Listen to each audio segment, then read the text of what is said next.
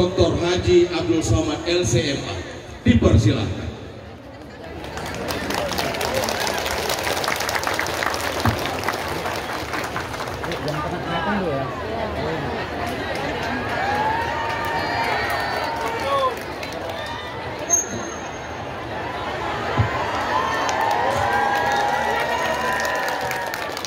Assalamualaikum warahmatullahi wabarakatuh.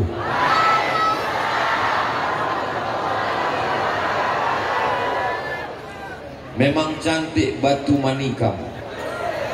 Batu manikam pemberian kawan. Dari bunyi sambutan salam, nampaknya jamaah belum sarapan. Apa kabar Bapak Ibu semua, sehat? Alhamdulillahirabbil.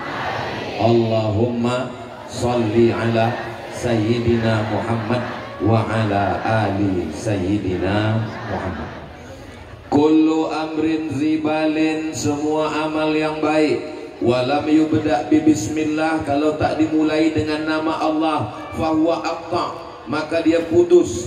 Makna putus kata ulama maqtu'ul barakah, tak ada barakahnya. Makna putus kata ulama tak bisa dijadikan bekal menghadap Allah. Maka segala amal kita ucapkan, kita awali dengan Bismillahirrahmanirrahim. Setiap majlis kalau tidak disebut nama Nabi, maka majlis itu disebut antanajifah, majlis bangkai, majlis busuk, majlis berlalat, majlis berulat, majlis berbau. Majlis yang baik dan mulia ini kita tak ingin jadi majlis yang busuk, maka kita ucapkan salawat. Allahumma sholli ala sayyidina Muhammad wa ala ali sayyidina Muhammad. Laisa minna man lam yarham saghirana, siapa yang tidak sayang kepada anak-anak, walam ya'rif syarafa kabirina, tidak hormat kepada yang tua, bukan umat Nabi Muhammad sallallahu alaihi wasallam. Semua anak-anak yang hadir nih saya sayangi, kita sayangi semua, mudah-mudahan jadi alim ulama penjaga ahlus sunnah wal jamaah. Adapun orang-orang tua kita, kita hormati. Sahibul fadilah, tuan guru kita semua, Al-Mukarram Dr. Haji Zikmal Fuad, guru saya di pesantren Darul Arafah. Sampai akhirat mudah-mudahan saya diakui beliau sebagai muridnya, insya Allah, amin. Hadir bersama kita jauh datang dari Pekanbaru, Al-Mukarram Syekh Ismail Rayyan Al-Khalidi An-Naqsabandi. Mudah-mudahan beliau panjang umur bisa membimbing jamaah dalam bertasawuf, bertarekat Naqsabandiyah. Hadir juga mursyid kita jauh datang dari Kubu Rokan Hilir. Ada juga di tengah kita, bersama dengan kesibukannya tetap hadir membersamai kita, Profesor Dr. Muhammad Atta. Ini kalau saya sebutkan satu persatu azan zuhur baru selesai. Tuan guru, mursyid-mursyidin, para khalifah, para alim, para ulama, hadirin hadirat, muslimin muslimat, mukminin mukminat, solihin solihat yang belum berbini dan belum bersunat. Semua yang hadir nih semuanya dimuliakan Allah Subhanahu wa taala. Amin ya rabbal. Bapak Ibu sudah tahu jawabannya kenapa Ustadz Somad selalu datang ke Besilam? Takut kualat. Tuan guru tadi yang bercakap tuh. Ingat baik-baik. Sedang aku aja takut, apalagi kita semua. Maka kita datang selalu berziarah, mengambil barokah kemari, insya Allah, amin. Saya datang ke Besilam ini bukan sebagai ustadz penceramah yang diundang acara tablik akbar, na'udzubillah, bukan. Saya dari kecil memang selalu datang kemari karena tradisi di kampung kami setiap setahun sekali menyewa bis datang ke Besilam. Saya dibawa berziarah kemari ketika umur 5 tahun. Ada fotonya kena hujan.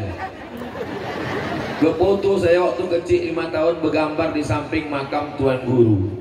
Lalu kemudian tradisi kami dibawa berziarah, dimintakan doa. Mungkin dugaan saya, waktu itu ayah saya mendoakan saya di makam itu supaya anakku ini selalu berziarah kemari. Itulah agaknya yang membuat saya selalu datang ke Besilam. Maka bawalah anak cucu kita dikenalkan dengan para alim ulama, supaya disertai hidupnya itu barokah, selamat dari perbuatan maksiat, narkoba, LGBT. Semua anak-anak bapak ibu yang datang hari ini, nanti sebelum balik, mana tahu belum ada ziarah, bertawasul, bawa ziarah, mintakan kepada Allah, bertawasul dengan wali Allah Syekh Abdul Wahab Rokan. Mudah-mudahan sampai tua dia nanti datang kemari, dibawanya pula anak bininya ke sini nanti insyaallah. Amin ya rabbal alamin. Bukan hanya saya saja, almarhumah omak saya pun kemari juga datang dulu. Dia bercerita ke saya, aku dulu waktu masih gadis, belum nikah, belum ada kau, aku udah datang ke Besilak. Zaman itu siapa syekhnya mah? Waktu itu nama tuan gurunya Tuan Syekh Khalifah Tambi, Khalifah Tambah. Waktu Syekh Khalifah Tambah itu aku datang, kata beliau, adalah di situ goluk kotuk dipukul untuk sholat. Waktu itu kentong kata orang Jawa, kotuk nama kampung kami, itu dipeluk kata dia, aku memeluk itu. Kalau tangan awak sampai bangkit ke Mekah. Mak saya hajah berangkat ke tanah suci Makkah Al-Mukarramah. Jadi tradisi kami datang kemari adalah turun temurun dari mulai keluarga mak saya sampailah ke saya sekarang. Mudah-mudahan kita melanjutkan tradisi berziarah, mengambil barokah kepada wali-wali Allah insyaallah. Amin ya rabbal alamin. Siapa nama yang kita kunjungi itu? Namanya Syekh Abdul Wahab Rokan. Syekh, orang dipanggil Syekh itu dua.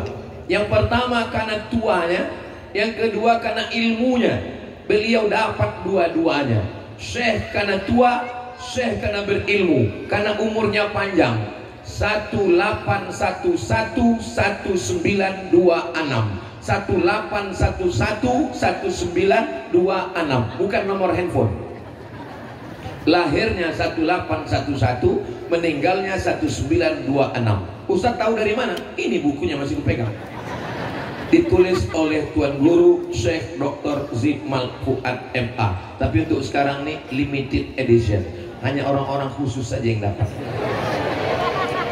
Nah, jadi anak-anak kita dikenalkan dengan para ulama. Karena kalau di TV tiap hari kenal dengan artis dengan macam-macam, dapat dia di internet. Siapa yang mengenalkan? Itulah dengan acara membaca buku dan haul. Setiap tahun kita laksanakan. Mudah-mudahan panjang umur, sehat badan, tiap tahun kita bisa datang. Amin. Dipanggil dengan Syekh karena ilmunya. Kenapa bisa dia dapat gelar Syekh? Sampai sekarang belum ada universitas yang mengeluarkan gelar Syekh. Kalau belajar di kampus, doktorandus, S1, Ustadz Somad dulu ke Mesir dapat titel apa? LC. Jadi waktu itu kami pergilah membimbing jamaah haji.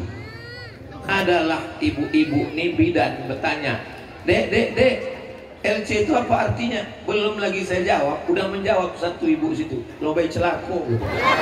Sakit kali ya dia. Rupanya pembimbing dia itu LC juga. Tak betul, disalahkannya semua. LC itu ada pula yang menyebut itu Ustaz LC. Siapa LC? Lamo di Kairo. LC itu singkatan dari licence. Licence itu bahasa Inggris artinya lesen, kata orang Malaysia. Kalau awak bawa motor di Malaysia ditanya sama polisi, awak ada lesen ke? LC namanya. Tapi belum ada universitas yang mengeluarkan titel Syekh. Jadi Syekh Abdul Wahab Rokan dari mana dapatnya gelar Syekh itu? Dia mendapat gelar itu dari Syekh Sulaiman Zuhdi di Jabal Abi Qubais, diangkat sebagai mursyid tarekat Naqsabandiyah. Ustaz Abdul Somad ada gelar titelnya Syekh? Tak ada. Kenapa? Karena Syekh hanya diberikan untuk orang yang punya ilmu, tidak hanya zahir tapi juga batin. Jadi kalau kita punya Syekh mursyid, selamatlah kita dunia akhirat. Man la syaikha lahu, siapa yang tak punya syekh, fasyaitanu syaikhuhu, maka setanlah syekhnya. Mudah-mudahan yang sudah punya syekh mursyid tetaplah belajar, istiqomah berzikir sampai mati husnul khatimah insyaallah. Amin. Nama beliau yang mulia Tuan Guru Tua Abdul Wahab. Nama yang paling bagus adalah nama yang disandingkan dengan nama Allah. Abdurrahman, Abdurrahim, Abdul Wahab termasuklah tidak menyamakan, nauzubillah. Tak selevel kita dengan beliau. Abdul Somad masuk. Itulah maka ngasih nama anak itu kasih nama menengok nama tuan-tuan guru. Ibu-ibu mohon maaf, tak lancang. Kalau ada yang sedang mau punya anak, kasih nama anaknya mengambil barokah. Begitu kami dulu orang-orang tua. Ini sekarang banyak orang tak mau mencari ngambil nama anak. Dulu orang tua saya, mak saya bertanya ke orang tua, siapalah agak nyonan elok untuk nama anakku ini. Nyaman sekarang orang mengasih nama pakai ilmu cocokologi. Masuk cocok-cocok kasih nama. Siapa nama anak kau ini? Nama anak saya Camry Pak Ustaz. Apa pula Camry itu nama merek motor sedan. Camry ini kebetulan dia lahir 17 Agustus Pak Ustaz. Jadi Camry kemerdekaan Republik Indonesia. Elok juga memang tanda kita ingat Indonesia. Tapi kasihlah nama pangkalnya itu identitas Islam. Entah Ahmad, entah Muhammad. Khawatir kita kecelakaan lalu lintas ditengok orang KTP tak tahu penyelenggaraan jenazahnya. Betul. Begitu juga banyak orang sekarang model kasih nama anak cocokkan nama laki, nama bini. Nama suami Sulaiman, nama bini Toibah, nama anak Letoy.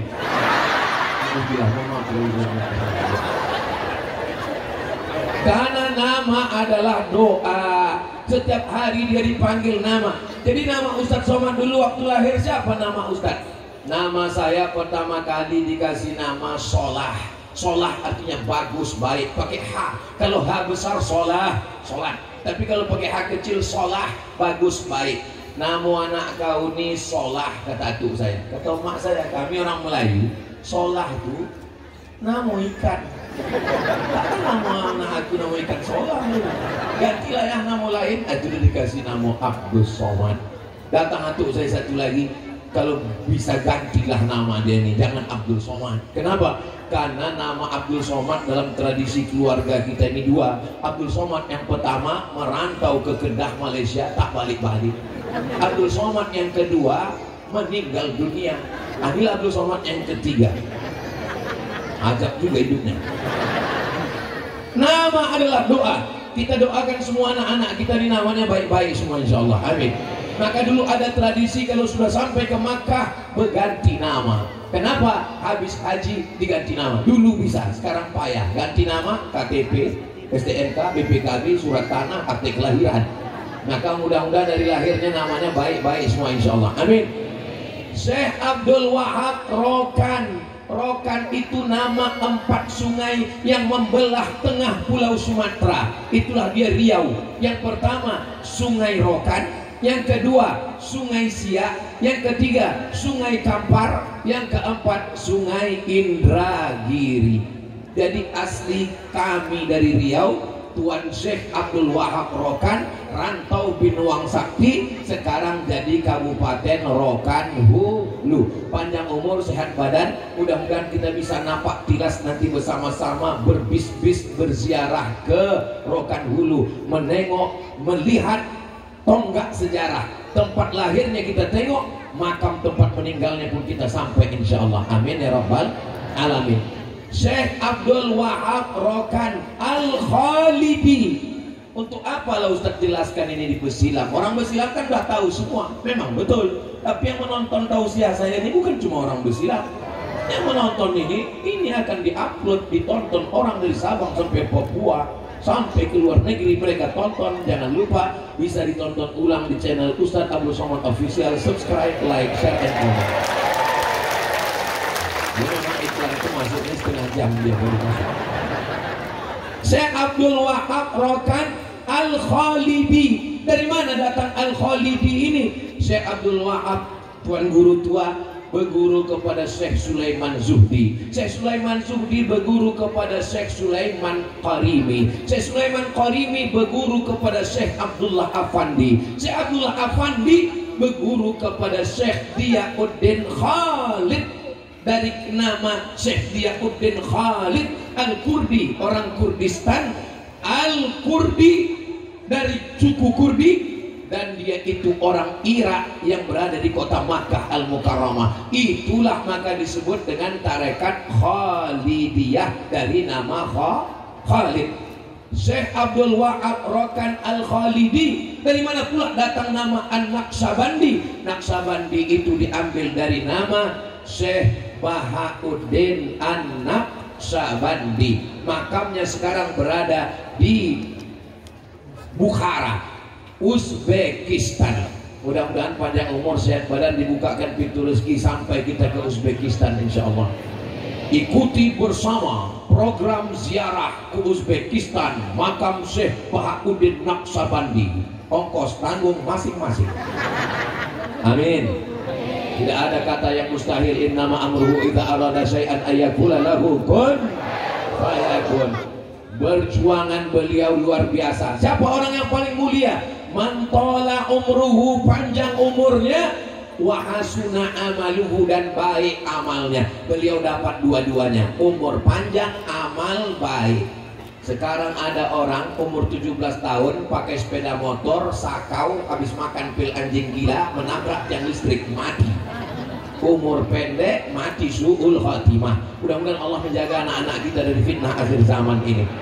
Tuan Guru umurnya panjang sekali, dari tahun 1811 sampai tahun 1926. Sekarang sudah tahun 2023, berarti 2026 kalau menurut tahun Masehi. Kalau menurut tahun Hijrah maka sudah berabad lamanya. Sampai hari ini masih ramai dikunjungi orang. Harimau mati meninggalkan belang, gajah mati meninggalkan gading, manusia mati meninggalkan kredit. Nah, itulah nasib manusia ini sekarang. Pergi kita ke rumahnya, tak ada yang, semuanya dari mulai panci, kompor, motor, rumah, satu-satunya yang lunas di rumah itu cuma satu, bininya itu yang lunas. Itu pun karena tak dikasih Pak Kua. Ada Pak Kua kita, Ustaz sabar. Aku nikahkan engkau dengan anakku dengan mahar sebentuk cincin emas tunai. Andai boleh kredit, hutang juga itu. Mudah-mudahan yang hadir hari ini dilunaskan Allah hutangnya. Wah, kuat kalian ini. Tapi tak pernah sekuat ini benar. Lebih 40 orang, lebih 400 orang di tempat yang penuh barokah, mustajab. Mudah-mudahan dikabulkan Allah lah segala doa-doa kita insyaallah. Jangan lupa kalau berdoa bertawassul. Cara bertawassulnya, Allahumma inni atawassalu ilaika bihaqqi waliyika sholih. Tuan Guru Syekh Abdul Wahab Rokan. Aku tak pandai bahasa Arab Pak Ustaz, pakai bahasa Indonesia. Aku memohon kepada engkau ya Allah, barokat Tuan Guru Syekh Abdul Wahab Rokan, sampaikanlah niat hajatku. Sebutkanlah hajatnya masing-masing. Kalau takut mendengar kawan sebelah, dalam hati aja. Aku bertawassul kepadamu ya Allah, memohon kepada engkau ya Allah, berkat wali engkau Syekh Abdul Wahab Rokan, mudahkan urusanku, jadikan anakku soleh dan solehah. Yang belum ada jodoh minta jodoh, yang udah ada jangan minta lagi. Saudara yang dimuliakan Allah Subhanahu wa taala. Lalu kemudian beliau berkeliling ke seluruh penjuru. Tapi rupanya tanah yang paling bertuah adalah tanah besi. Syekh Khalifah Amirul Mukminin Sultan Kerajaan Langkat, Kerajaan Melayu di Sumatera Utara ada 4 yang besar. Yang paling atas namanya Langkat, di bawah Langkat namanya Delhi, di bawah Delhi namanya Serdang, di bawah Serdang namanya Asahan, di bawah Asahan namanya Siak Sri Indrapura. Sekarang sudah menjadi kabupaten dan provinsi. Kesultanan Langkat jadi Kabupaten Langkat. Delhi, ibu kota Medan Sumatera Utara, sudah menjadi Kabupaten Delhi Serdang. Serdangnya pula pecah menjadi Serdang Bedagai. Kabupaten Asahan itu adalah Kerajaan Melayu Asahan. Takkan Melayu hilang di Sumatera Utara. Ini Ustadznya rasis ini. Kenapa pula Ustadz bawa-bawa Melayu? Kita kalau sudah jadi orang Indonesia, maka kita berbangsa Indo. Tapi jangan lupa nenek moyang kita punya suku dan bangsa. Ada orang Jawa di sini. Pripun kabare? Api. Banyak Ada orang Batak sini? Biado ala kita sesudena. Ada juga, tapi kita tengok yang menjawab itu aja orang. Mau orang Batak, mau orang Jawa, mau orang Sunda, cobalah tengok nama-nama khalifah yang diangkat oleh Tuan Guru. Orang Mandailing ada, orang Batak ada, orang Toba ada, orang Jawa ada, orang Malaysia Batu Pahat ada. Karena kita diikat dengan ikatan La ilaha illallah Muhammadur Rasulullah sallallahu alaihi wasallam. Kalimatu haqqin 'alaiha nahya. Dengan itu kita hidup. Wa 'alaiha namutu. Dengan itu kita akan mati. Wa biha nub'atsu. Dengan itu nanti kita akan dibangkitkan di padang mahsyar. Apakah kita akan jumpa dengan Syekh Abdul Wahab Rokan nanti di akhirat? Almar'u ma'aman a'ab. Orang akan bersama dengan siapa yang dia cintai. Saya yakin dan percaya yang hadir ini semuanya datang karena cinta. Yang datang jauh dari Duri, yang datang jauh dari Rokan, yang datang jauh dari seluruh tempat. Datang kemari karena cinta. Dengan itu pula lah nanti kita bersama insya Allah. Amin ya Rabbal. Saya ditanya sama orang, Ustaz Somad, ya, kenapa orang tarekat itu selalu bersungkuh? Tahu bersungkuh? Tengok gambar Tuan Guru, tutup kepalanya kan? Saya bilang, saya ini kan menjawab cepat. Kenapa bersungkuh? Mungkin panas kata saya. Ada khalifah yang duduk di samping itu. Bukan itu jawabnya Ustaz Somad.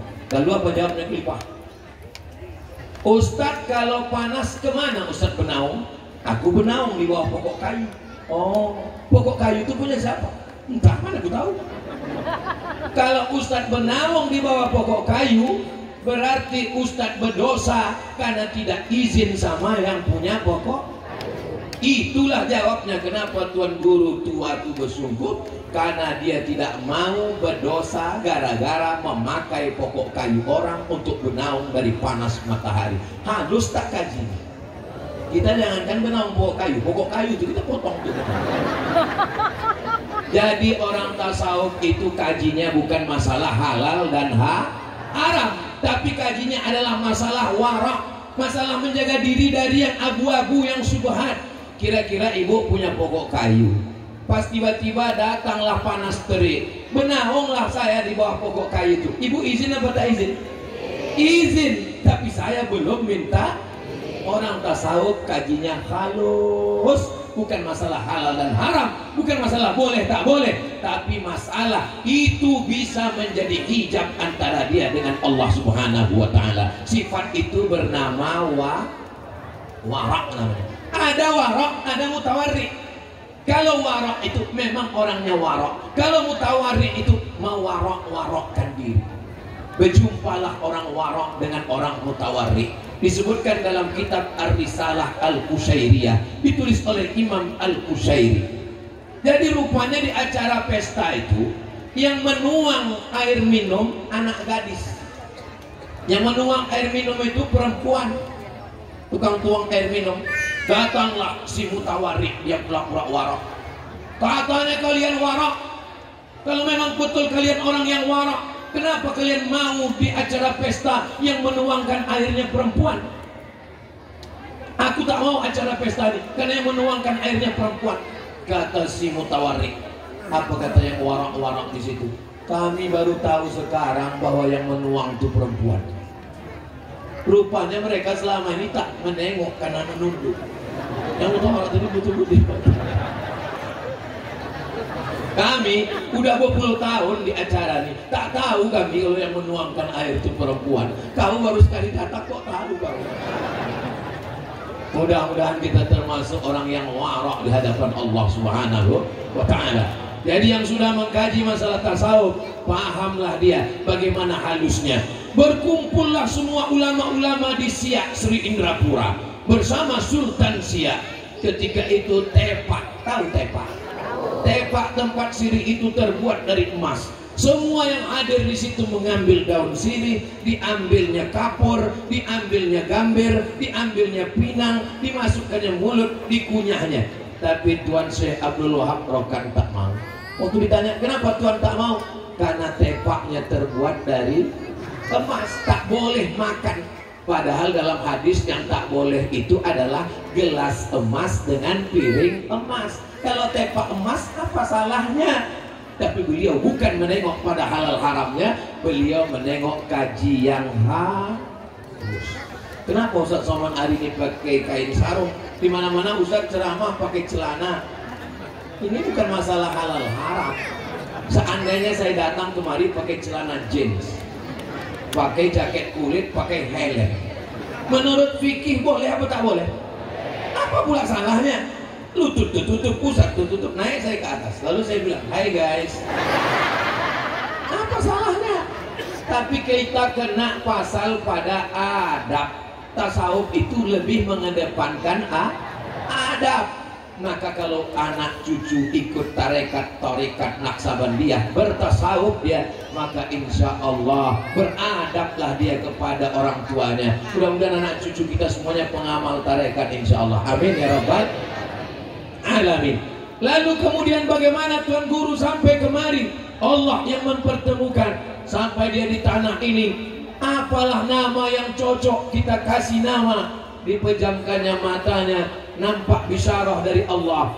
Terbuka pintu Masjidil Haram. Pintu Masjidil Haram itu namanya Babus Salam.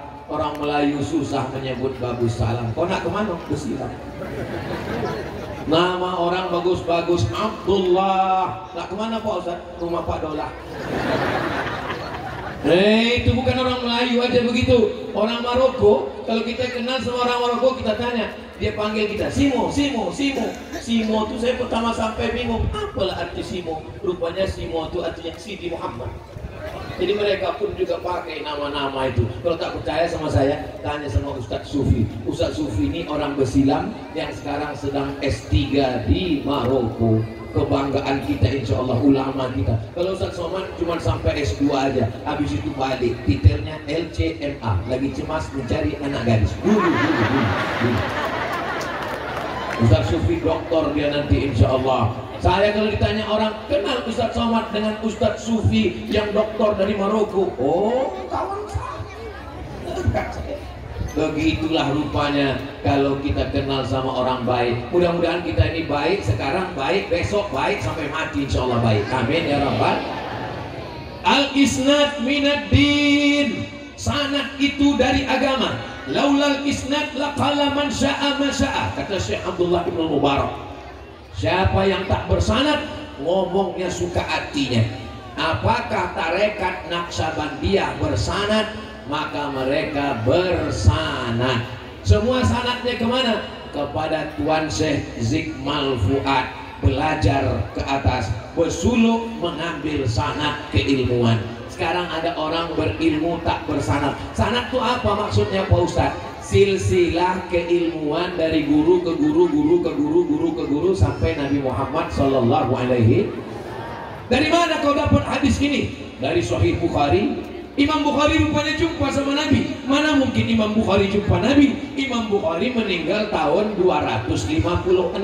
Jarak dia dengan Nabi 2 abad setengah. Mana jumpa sama Nabi? Lalu Imam Bukhari dapat hadis dari mana? Dari gurunya, namanya Abdullah bin Maslamah. Abdullah bin Maslamah dapat dari siapa? Dari gurunya, namanya Malik bin Anas. Malik bin Anas dapat dari siapa? Nama gurunya Imam Abu Sinan. Abu Sinan dapat dari siapa? Dari gurunya, namanya Al-A'raj. Al-A'raj dapat dari siapa? Dari gurunya, namanya Abu Hurairah. Abu Hurairah dapat dari siapa? Dari gurunya, namanya Sayyidina wa Maulana Muhammad Sallallahu Alaihi. Sekarang banyak orang tak bersanad, tak bersilah. Kau belajar dari mana? Dari guru saya. Siapa nama guru kau? YouTube. Taba ya tubuh YouTube. Belajar ke YouTube boleh apa tak boleh? Apa pula tak boleh? Kami tiap hari mendengar ceramah Ustadz di YouTube. Yakinkan kalau belajar di YouTube itu orangnya ada. Saya yakin dan percaya jamaah ini datang mau menengok Ustadz Somad itu betul-betul ada atau tak ada.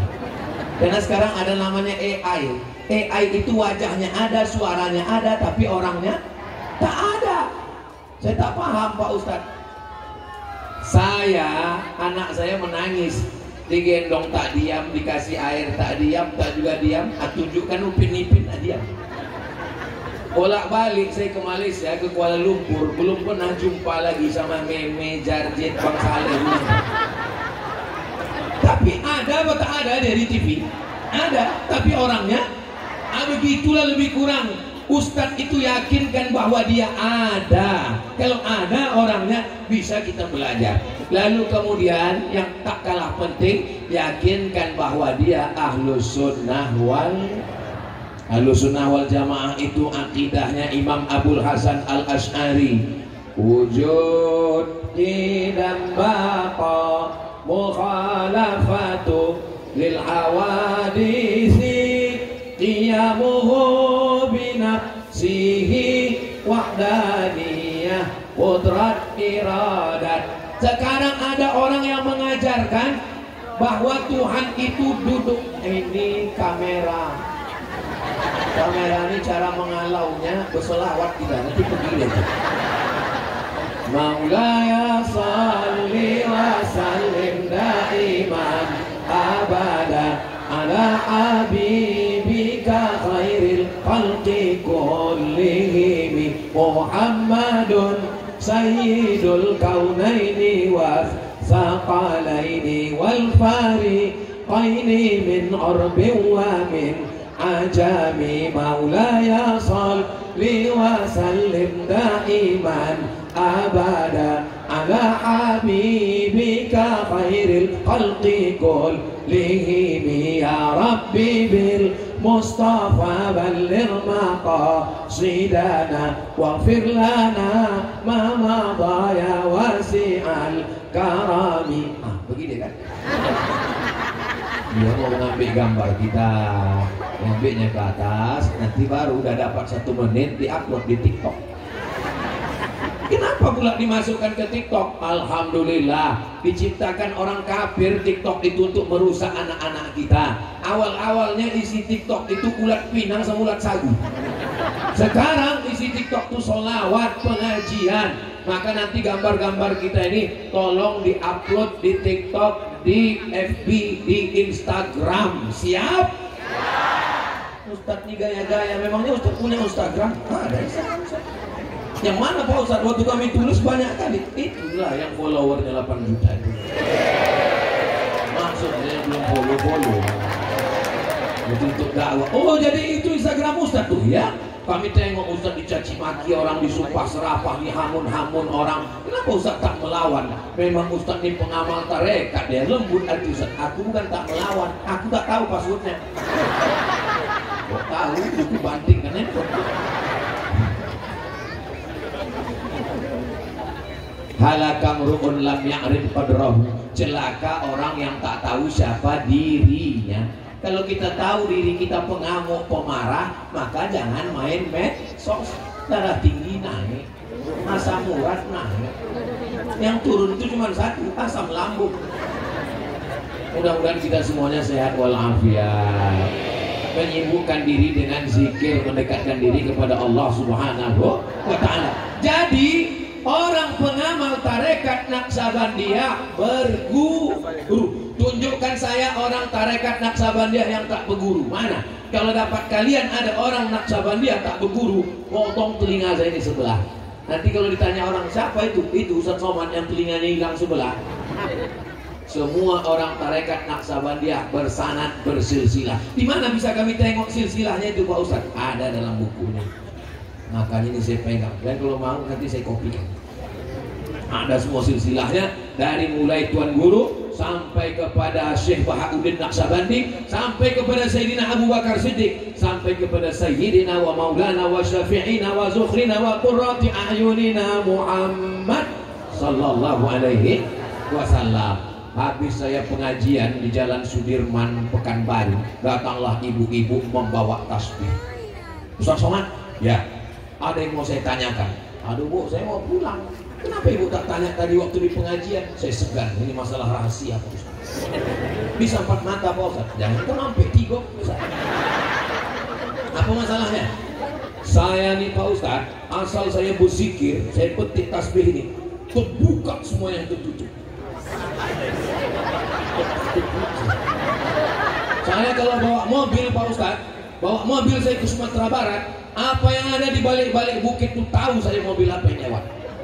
Kalau saya duduk di rumah, tamu-tamu yang mau datang itu saya pejam mata, nampak saya mukanya. Apa yang terjadi nih Pak Ustaz? Ibu jawab dengan jujur ya. Iya, jangan bohong. Iya.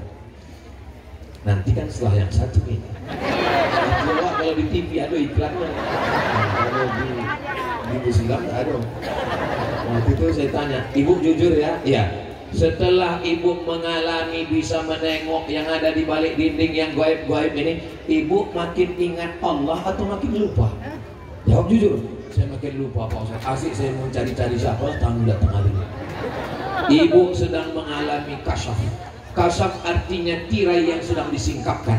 Tapi kasyaf terbagi dua. Yang pertama kasyaf ilahi dari Allah. Yang kedua kasyaf syaitani. Ibu sedang dipermainkan setan. Ibu ada berguru? Saya tak berguru Pak Ustaz. Man la syaikha lahu fasyaitanu syaikhuhu. Siapa yang tak berguru maka berguru pada setan. Kalau dia berguru, ada mursyidnya, pasti dia datang ke Tuan Guru. Tuan Guru, aku dalam zikirku mengalami begini. Mengadu. Ibu bapak kalau mengalami sesuatu, jangan pikirkan sendiri, tanya ke guru. Assalamualaikum guru. Waalaikumsalam. Aku malam tadi waktu jam 2 malam, terus nampakku biniku itu terang bercahaya setengah badannya. Apa itu Tuan Guru? Kata guru ini menjawab, bini kau sedang memeriksa handphone kau. Cuma bercahaya badannya saudara. Ini kadang banyak orang ini mengada-ngada. Balik dari umroh haji, Ustaz Somad, saya waktu di Masjidil Haram itu, assalamualaikum warahmatullahi wabarakatuh, nampak saya orang berjubah putih, baju putih, rambut putih, jenggot putih, kumis putih. Apa itu Ustaz? Banyak jamaah India macam itu. Tak usah mengada-ngada, hanya ingin supaya ditengok orang lebih hebat, lebih. Karena tasawuf adalah merendahkan dirinya lebih daripada debu yang menempel di anjingnya Ashabul Kahfi.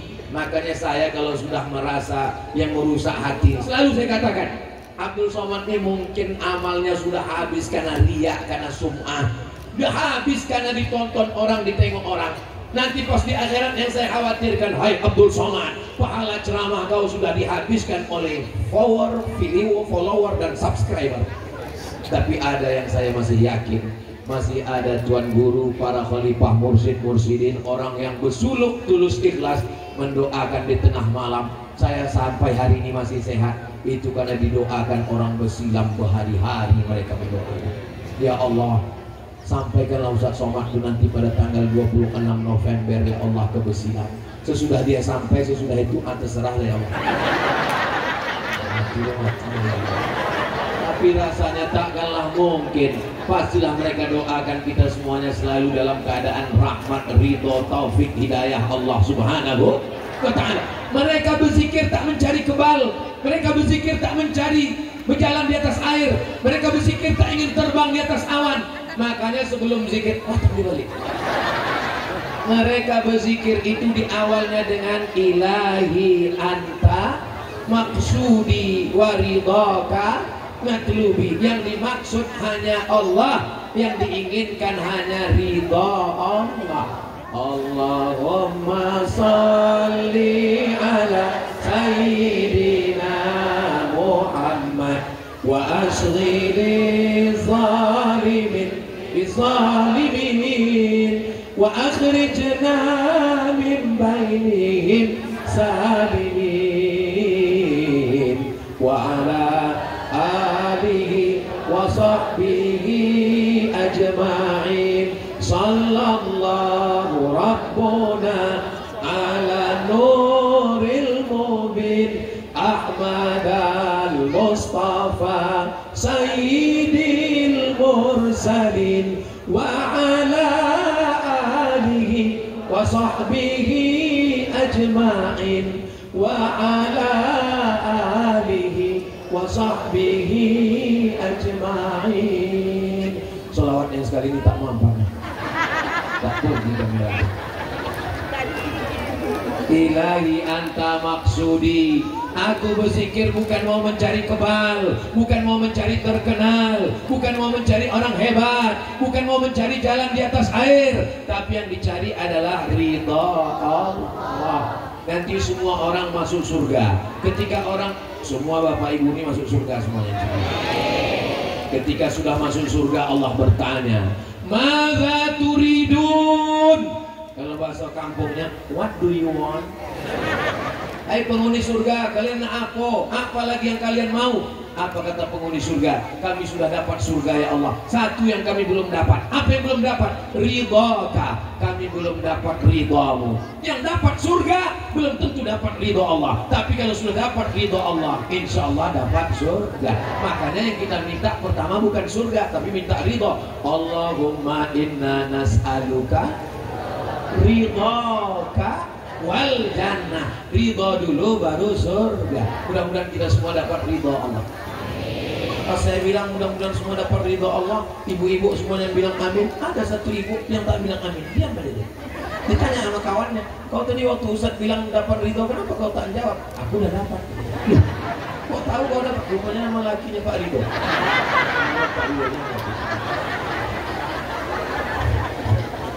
Makanya kasihlah nama anak ridho. Mudah-mudahan dia ridho dengan ketetapan Allah Subhanahu wa ta'ala. Kenapa orang tarekat Naqsabandiyah itu berjubah? Kenapa orang tarekat Naqsabandiyah itu bersorban? Karena Nabi Muhammad bersorban. Karena Nabi Muhammad berjubah. Kenapa Ustaz Somad tak berjubah? Aku ceritakan dulu ya. Ini jadwal pertama tadi keluar dari hotel jam 6 di sini. Habis nanti dari Besilam ini pergi ke Jalan Kiwi. Habis dari Jalan Kiwi pergi ke Tanjung Morawa. Habis Tanjung Morawa nanti jadwal sore asar. Habis itu malam. Kalau aku sampai berjubah putih tak berganti, nampak kotor. Maka aku berkain. Tapi nanti masa Ustaz berkain terus? Ini di dalamnya ada celana panjang nanti ya. Ada disesuaikan dengan situasi dan kondisi. Jangan mengejek orang berjubah, karena jubah adalah pakaian Nabi Muhammad SAW. Kalau tak sanggup jangan mengejek. Bersorban, bersorban itu sunnah. Ustaz ada pakai sorban, tulis ya di Google tuh. Coba tulis di Google, Somad sorban. Nampak gambar saya bersorban.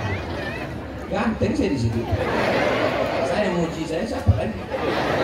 Bersorban bagus. Tengoklah anak-anak kita bersorban. Saya mau anak saya, keturunan saya nanti dia berjubah bersorban macam orang pengamal tarekat Naqsabandiyah, ikut sunnah Nabi Muhammad Sallallahu Alaihi Wasallam. Kenapa orang tarekat itu Pak Ustaz kalau berzikir membayangkan wajah gurunya? Falamma hammat bihi wa hamma biha. Ketika Zulaikha menangkap baju Nabi Yusuf, nama istri raja itu Zulaikha, jatuh cinta dengan Yusuf. Falamma hammat bihi, ketika dia ingin kepada Zulaikha, wa hamma biha, lalu kemudian kenapa tak terjadi perbuatan maksiat itu? Laula an ra'a burhana rabbih, dia melihat burhan dari Allah. Baca kitab tafsir. Apa nama burhan? Ketika itu Nabi Yusuf menengok wajah Nabi Yakub. Siapa Nabi Yakub? Ayahnya. Itulah makna rabithah. Bukan membayangkan guru itu bertuhan kepada guru. Kalau kita ingat guru kita, kita jadi takut sama Allah. Sama macam murid-murid. Apa kata gurunya? Kalian jangan macam-macam. Kalau sampai nyontek kalian nanti, awas. Terbayangnya muka aku, tak jadilah nyontek. Itu menanamkan rasa dalam hati kita supaya kita lebih khusyuk. Itu dalil dari tafsirnya. Ayat Qur'annya mana Pak Ustaz? Ya ayyuhalladzina amanu, hai orang yang beriman, ittaqullah, takutlah kepada Allah. Tak cukup hanya iman dan takwa, mesti ada yang ketiga. Wa kunu ma'as shadiqin, hendaklah kamu bersama dengan orang yang benar. Orang benar itu adalah guru mursyid kita. Apa kata Syekh Ali Jum'ah? Guna rabithah itu litardil waridat, untuk menghalau, mengusir bayangan-bayangan yang ada di mata waktu kita berzikir. Pejamkan mata, nampak gaji 13. Pejamkan mata, nampak drama Korea. Itu namanya waridat. Bagaimana cara mengusir waridat? Maka ketika kita rabithah dengan guru, maka hilanglah waridat-waridat itu. Ini jawaban bukan dari Abdul Somad yang fakir ilmu. Ini jawaban dari para guru. Nanti kalau ada orang yang menyalah-nyalahkan, kalau ingat jawaban ini, jawablah. Kalau tak ingat, antukkan kepala dia ke tiang. Setuju? Ada yang setuju? Mana boleh? Saudaraku yang dimuliakan Allah Subhanahu wa Ta'ala, kenapa mereka asik berzikir Pak Ustaz? Zikirnya tak berbunyi pula Pak Ustaz. Tengoklah dalam Quran, wadzkur rabbaka fi nafsika, sebutlah Tuhanmu dalam dirimu. Tak berbunyi. Tarekat Naqsabandiyah tak berbunyi, senyap, sunyi, sepi, dalam diam, tapi di dalam terus Allah, Allah, Allah, Allah, Allah, Allah, Allah, Allah, Allah, Allah, Allah. Tak berbunyi, tak bersuara. Tapi tadi bersuara Pak Ustaz. Iya juga ya. Kalau gitu, macam detak jantung yang tak putus. Saya Pak Ustaz dapat kabar orang-orang yang bersuluk itu tak ada baca Quran Pak Ustaz. Bersuluk bukan TC tilawatil Quran. Bersuluk bukan acara wirid yasin. Bersuluk adalah melengketkan, melekatkan, mensetupkan, memasukkan zikir Allah, Allah ismu zat ke dalam jantung. Sehingga nanti kalau sudah melekat dia, suluk 10 hari, suluk 40 hari, disuruh guru berzikir 5.000 sehari. Allah, Allah, Allah, Allah, Allah, Allah, Allah, Allah, Allah, Allah, Allah, sampai akhirnya itu yang disebut dalam Quran, alladzina yadhkuruna Allaha qiyaman, saat dia tegak tetap Allah, Allah, wa qu'udan, saat dia duduk tetap Allah, Allah, wa ala junubihim, sampai ketika dia berbaring pun tetap Allah, Allah, Allah, supaya sesuai antara yang di mulut dengan yang di hati. Itu bukan hati Pak Ustaz, itu yang berdegup berdetak di sebelah kiri, 2 jari di bawah susu, itu namanya jantung. Kata yang satu lagi, itu bukan jantung Pak Ustaz, itu hati. Kita pakai dua-duanya, jantung hati. Berdegup berdetak tak berhenti. Maka itu diajarkan guru-guru supaya apa? Tapi tak bisa diamalkan kalau tak berguru. Maka diajarkan, ditalkinkan guru ke telinga sebelah kanan, la ilaha illallah. Mandi taubat, habis mandi taubat digulung kain kafan, habis itu ditalkinkan mutu qabla an tamutu, mati sebelum mati. Makanya saya ditakut-takuti orang, Ustaz yang macam-macam Pak Ustaz. Ustaz ini diikuti intel, nanti Ustaz dibunuh orang. Saya bilang sama dia, aku sudah ditalkin orang, sudah dikafan orang. Kalau mati itu mati yang kedua kali, tahu kau? Mutu qabla anta mutu, mati sebelum mati. Sekarang PNS diadakan LPG, diadakan pelatihan. Menurut saya yang paling bagusnya polisi, tentara, PNS, DPRD disuruh dia bersuluk 10 hari. Dipakaikan mandi taubat, pakaikan kain kafan, bisikan ke telinganya la ilaha illallah. Insya Allah angka korupsi dan KKN menurun insya Allah. Kalau tak percaya coba. Capres-capres itu disuruh bersuluk 10 hari. Insya Allah. Supaya jangan nasib dia kemana-mana. So asik di sini. Baca kita la ilaha illallah.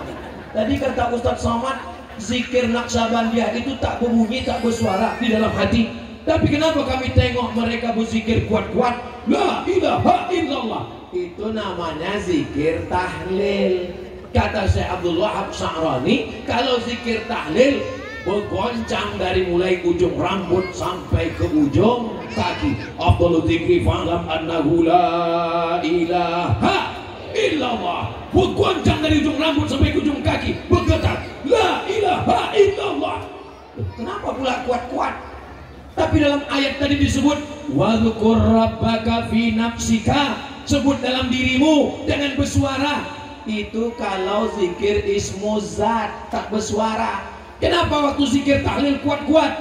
Zikir tahlil kuat-kuat jawabannya 3. Yang pertama, mengusir Kan?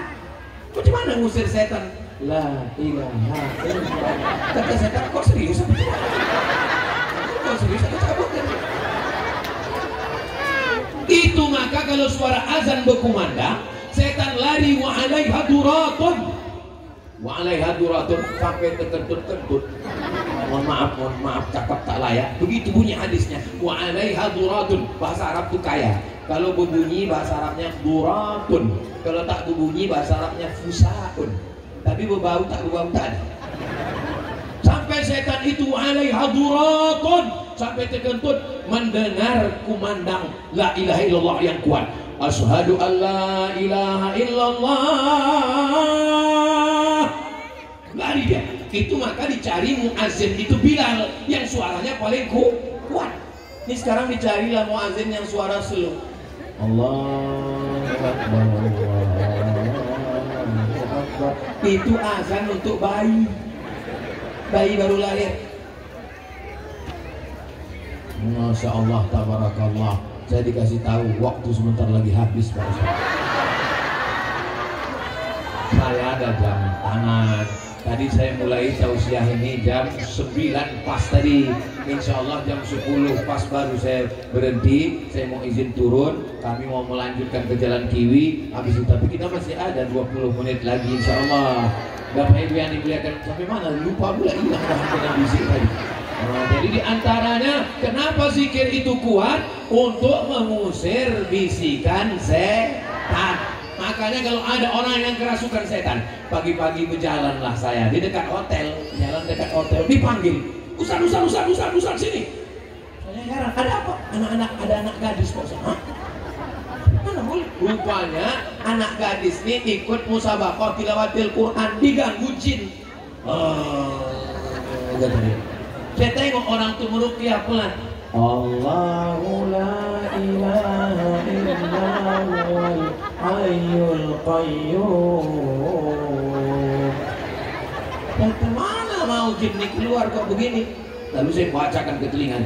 Allahu la ilaha illallahul hayyul qayyum. Sadar dia. Dua kemungkinannya. Sadar karena bacaan itu atau karena dia terkejut. Makanya di antara azan fungsinya mengusir hantu setan. Pergi kita ke hutan, sampai di hutan itu tiba-tiba dimainkan hantu setan, tak nampak jalan, pokok kayu semuanya. Mana jalan? Azan lagi kita di situ. Allahu Akbar, Allahu Akbar. Maka setan pun lari semuanya. Tapi kemarin Pak Ustaz ada kawan kami diganggu setan, pas kami azankan ketawa dia. Allahu Akbar, Allahu Akbar. Kenapa kau ketawa? Masa sesama setan saling menghalau? Rupanya yang azan itu ulahnya macam setan juga. Yang dimuliakan Allah Subhanahu wa taala. Alasan yang kedua, kenapa zikir itu suaranya kuat? La ilaha illallah. Karena yang disuruh berzikir pelan itu kalau ada orang baca Quran. Wa idza quri'al Quran, kalau ada orang baca Quran, fastami'u lahu, dengar baik-baik, wa ansitu, diam. Tadi ada qari baca Quran. A'udzubillahi minasyaitonir rajim.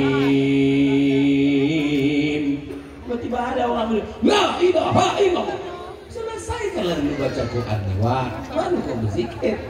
Yang ketiga, wazkur rabbaka fi nafsika. Nabi Muhammad disuruh berzikir dalam diri karena dia sudah selamat dari gangguan setan. Ada jawaban lain, yang tidak boleh berzikir kuat-kuat itu kalau di Makkah. Kenapa tak boleh berzikir kuat-kuat di Makkah? Takut ditangkap Abu Jahal dan Abu Lahab. Di Besilam kalau kita berzikir kuat, ada Abu Jahal sini? Mana ada? Kalau ada Abu Jahal, Abu Lahab sini, langsung ditembak Pak Babin Kamtipmas. Selesai, tamat riwayat dia. Jadi berzikir ada kuat, ada pelan, dan kedua-duanya dilaksanakan dalam tarekat Naqsyabandiyah. Tarekat Naqsyabandiyah bersanad, ada. Tarekat Naqsyabandiyah berguru, iya. Tarekat Naqsyabandiyah pakai sorban baju putih, sunnah. Tarekat Naqsyabandiyah berzikir sir dan jahar. Tarekat Naqsyabandiyah menjaga hati. Puncak tujuannya adalah supaya setiap hari mengingat Allah. Bayangkan kalau pejabat-pejabat itu ikut tarekat Naqsyabandiyah. Datang orang mau buat markup proyek, Pak tolong ini tanda tangan. Nanti Bapak dapat. Pas mau ditanda tanganinya bergetar di dalam. Allah, Allah, Allah, Allah. Tak jadi, haram. Kenapa? Karena zikirnya non-stop, full terus. Ini sekarang banyak orang berzikir di masjid. Wow, di masjid subhanallah, subhanallah. Keluar masjid ditinggalkannya Tuhan dalam masjid. Masuk ke kantor sama setan. Mana bisa berzikir tak putus dimanapun berada. Ini Ustaz Somad ini dari bunyi ceramahnya nampaknya udah tak putus zikirnya. Saya nih zikir saya putus-putus nyambung. Berada di tengah orang-orang baik ini full rasanya zikir. Nanti begitu di tengah jalan tertidur lupa. Tapi mudah-mudahan kita semuanya saling mendoakan, mudah-mudahan kita selalu istiqomah dalam zikir. Amal yang paling baik bukan haji, amal yang paling baik bukan umrah, amal yang paling baik bukan jihad. Ya Rasulullah, ayul a'mal khairun. Wahai Rasulullah, apa amal yang paling baik? Kata Nabi, antufariqad dunya, kau mati meninggalkan dunia. Walisanuka ratbun bidzikrillah, lidahmu dalam keadaan basah menyebut Allah, Allah, Allah, Allah, Allah, Allah. Apa yang sering kita ucapkan, apa yang sering kita pikirkan, apa yang sering ada dalam jantung kita, itulah ucapan terakhir nanti waktu sakaratul maut. Allah, Allah, ditarik malaikat nyawa kita sampai akhirnya kita semua insya Allah husnul khotimah. Ya kalau matinya di rumah, sempat dibisikkan istri, anak, suami. Kalau matinya di ruang ICU jam 2 malam, security menjaga, sunyi sepi tak ada orang. Di ruang ICU itu yang ada suara cuma tit tit tit tit tit tit. Mati. Siapa yang mengingatkan kita? Tapi orang tarekat Naqsabandiyah tak pernah lupa. Kenapa? Karena senantiasa terpasang sudah di dalam Allah, Allah, Allah, Allah, Allah. Sedang bertanah menggulai pun Allah, Allah, Allah. Sedang mencuci pun Allah. Mana boleh dalam WC berzikir Pak Ustaz? Dalam WC itu yang tak boleh la ilaha illallah. Tapi kalau Allah ismuz zat di dalam, boleh apa tak boleh? Boleh, karena dia tak berbunyi, tak bersuara, lidah tak bergerak, ada di dalam. Sama juga macam handphone. Ustaz Somad, ya, handphone yang ada Qurannya boleh tak dibawa masuk WC? Saya bilang boleh, tapi dengan syarat handphonenya mati. Dan tak boleh itu handphonenya hidup, ada gambar Qurannya, ada suaranya, tak boleh. Kalau handphonenya mati boleh. Oh nggak boleh Pak Ustaz, karena di dalam handphone itu tetap ada Quran. Oh kalau begitu kau masuk WC, keluarkan otak kau, tinggalkan itu. Karena ada Quran di dalamnya.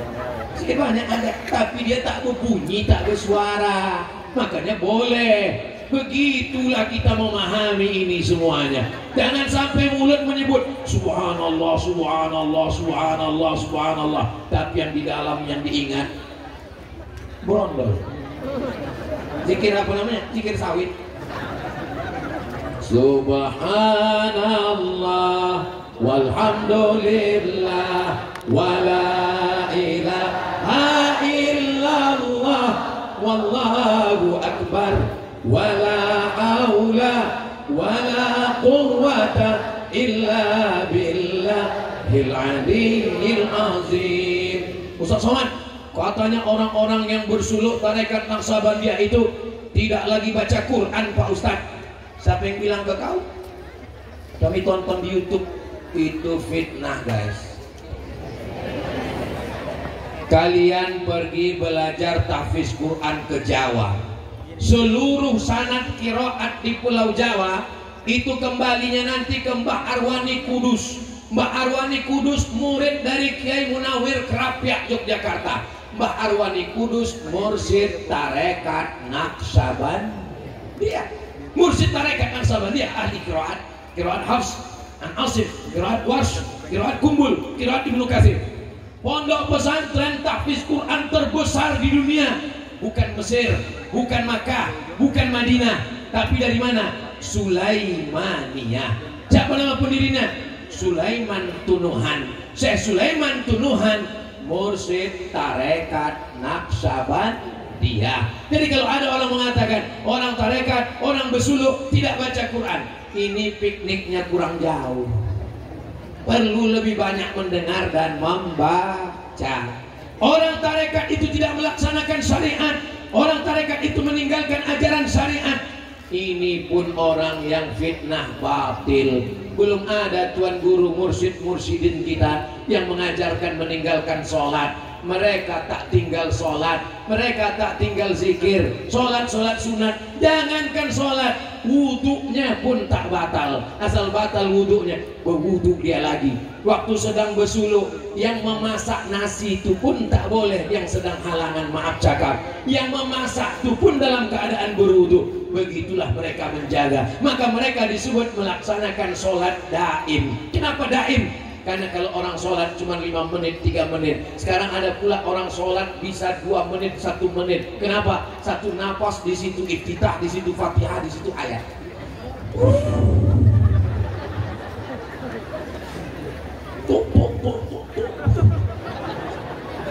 Mereka tak putus berzikir. Saya dari Pekanbaru mau ke Pasir Pangaraya, nyetir sendiri.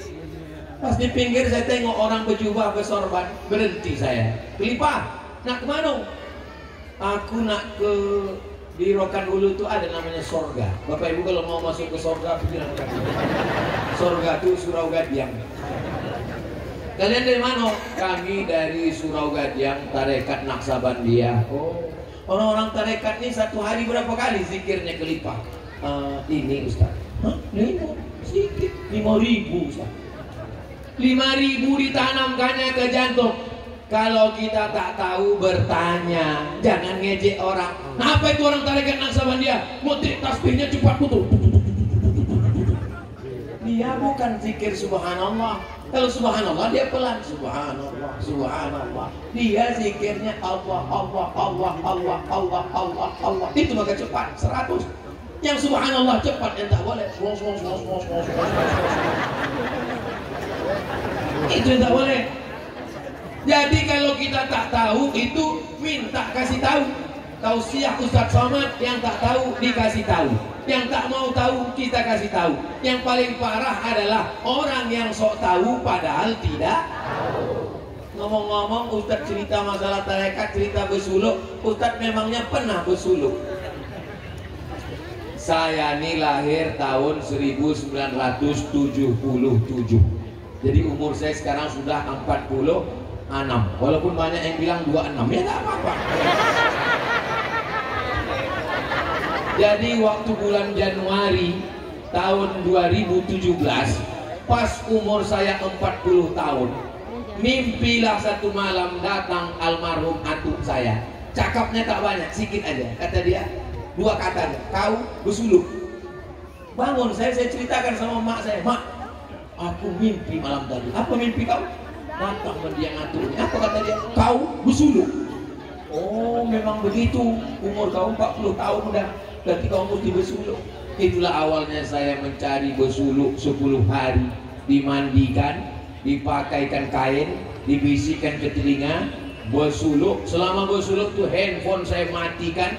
Tak ada bercukur kumis, bercukur jenggot. Keluar dari situ terkejut semua orang. Kata dia.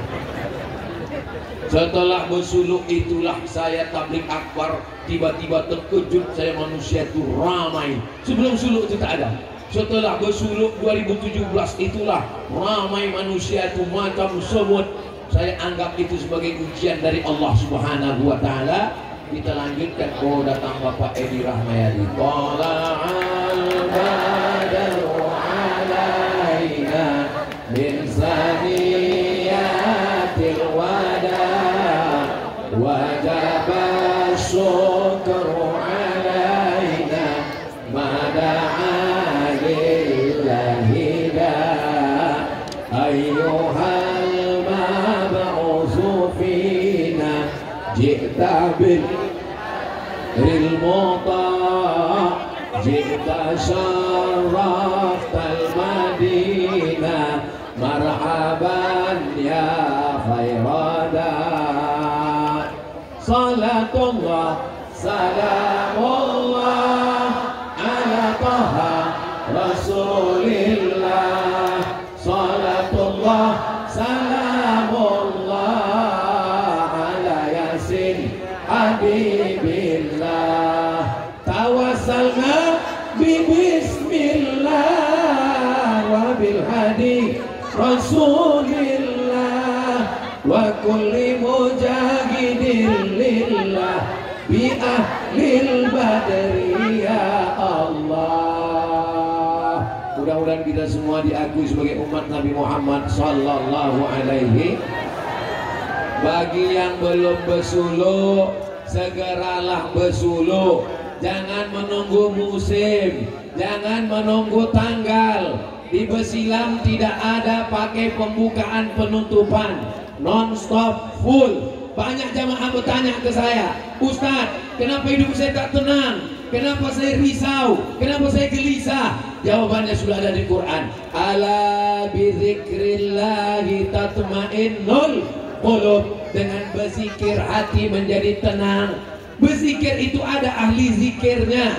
Di antara ahli zikir yang tetap ada dijaga Allah di muka bumi ini, di antaranya adalah para tuan guru, mursyid, tarekat, Naqsabandiyah. Kalau pedagang berzikir, dia tidak akan curang timbangan. Kalau pejabat berzikir, dia akan menolong agama Allah. Kalau guru berzikir, dia tidak akan mengkhianati amanah. Kalau suami berzikir, dia akan menjaga anak bininya. Kalau istri berzikir, suaminya akan tenang karena istrinya solihah. Tapi kalau sudah istri tak berzikir, bapaknya rajin sholat, rajin puasa sunat, bini tak berzikir, itu sama dengan serumah dengan Nyi Blorong, Sundil Bolong, Mak Lampir, Suster Ngesot. Kalau ada ibu yang sudah bersuluk bertarekat tapi laki tak berzikir, itu nama suaminya Mas Pir. Pir artinya Fir'aun. Mudah-mudahan bapak ibu jangan sampai macam ayam mati di lumbung.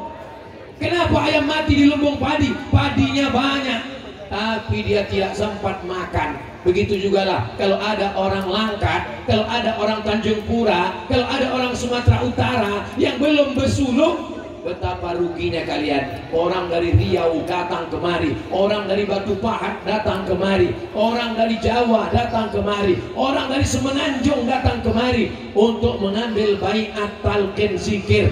Tak ada untungnya sama sekali bagi Besilam. Yang untung itu hanyalah bagi kita, menyelamatkan diri kita supaya kita mati dalam keadaan husnul. Saya diundang ke Danau Maninjau. Danau mana? Ustaz Somad, ada orang undang Ustaz ceramah ke Danau Maninjau. Saya pun sampai ke sana. Kenapa dia mau undang saya tausiah?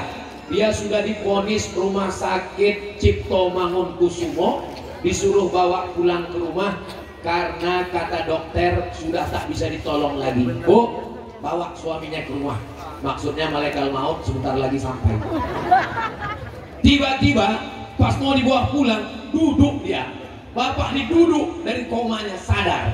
Ditanya sama anak bininya, kenapa abang tiba-tiba sadar? Dokter pun penasaran, kenapa sadar? Kata dia, waktu aku sedang koma itu, tiba-tiba datang Ustaz Somad. Apa kata Ustaz Somad? Ditanyanya, kapan tabligh akbar? Sehat dia, dijemputnya Ustaz Somad, tabligh akbar di tepi Danau Maninjau. Lalu kemudian saya pun penasaran, karena rasanya tak pernah saya datang jenguk dia ke rumah sakit. Saya pun datang, saya tanya, Pak Haji, betul Pak Haji waktu koma itu katanya datang Ustaz Somad? Betul Pak Ustaz. Apa kata Ustaz Somad? Kapan tabligh akbar? Lama saya itu menung, Somad yang mana yang datang? Lama-lama saya berpikir, saya tanya, Pak Haji kalau di rumah apa yang Pak Haji dengar? Biasa mau tidur malam dengar ceramah Ustaz.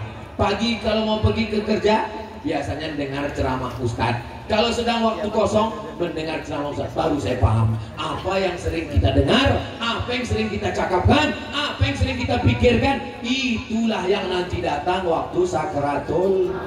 Jadi orang tarekat Naqsabandiyah matinya tenang. Kenapa? Karena yang paling sering di pikirannya, di hatinya gurunya dan Allah.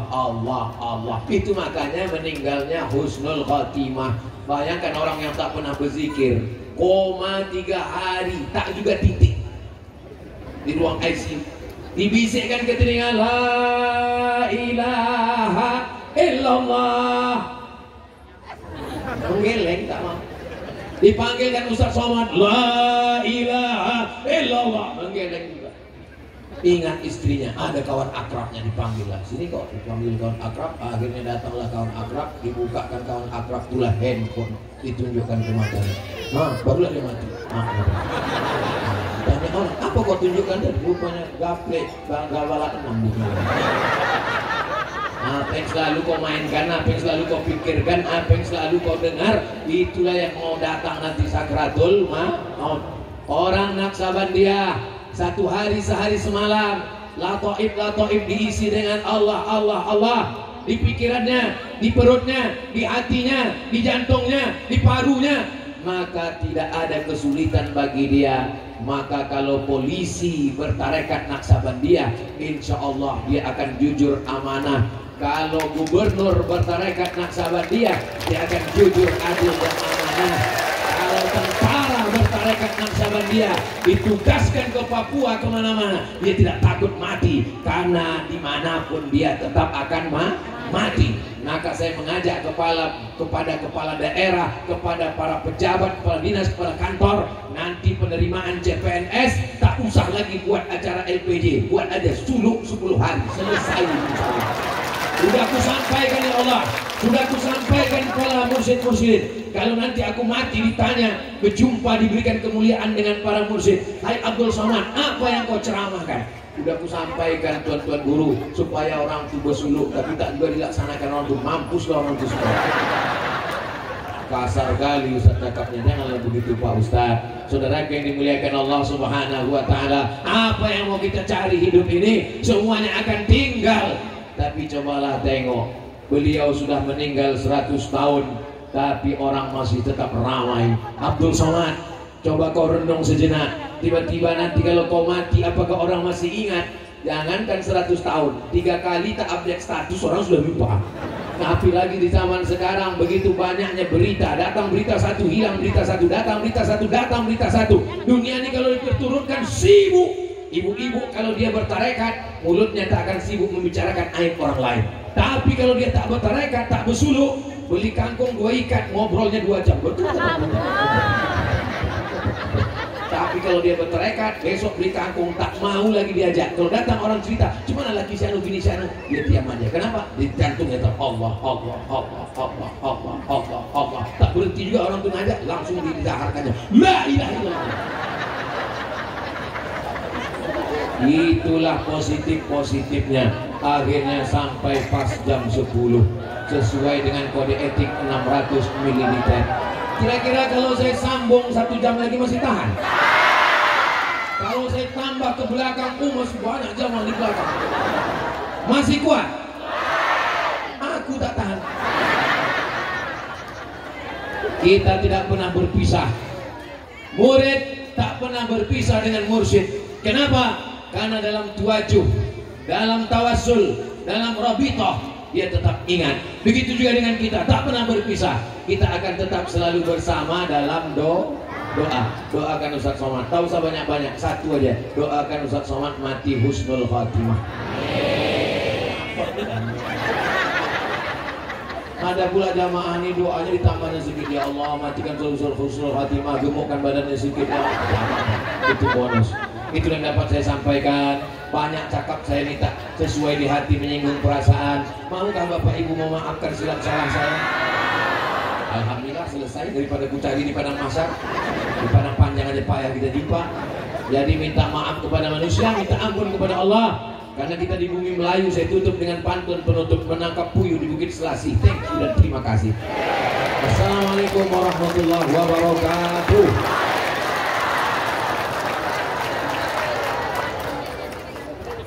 Saya diminta baca doa, saya baca Fatihahnya. Ala hadhihi niyah wa kulli niyatin sholihah, untuk niat kita yang baik dan semua yang baik-baik kita bertawassul dengan Al-Fatihah, bertawassul dengan Allahumma inna natawassalu ilaika. Saya kalau bertawassul 10. Tawassul saya 10. Atawassalu ilaika bihaqqi nabiyyika Muhammad sallallahu alaihi wasallam wa alihi thayyibin at-tahirin wa ashabil mayamin wan nabiyyin wasiddiqin wasyuhada wassalihin wal malaikatil muqarrabin wal ulama'il amilin wal awliya'is shalihin wa ala hadhihi niyyah wa nakhussu bizikri waliyullah Syekh Abdul Habrakan wa silsilati ahli tariqah Naqsabandiyah syai'un lillahi wa lahumul Fatihah. A'udzu billahi minasy الشيطان الرجيم. بسم الله الرحمن الرحيم. الحمد لله رب العالمين الرحمن الرحيم مالك يوم الدين. إياك نعبد وإياك نستعين. اهدنا الصراط المستقيم صراط الذين أنعمت عليهم غير المغضوب عليهم ولا الضالين. آمين.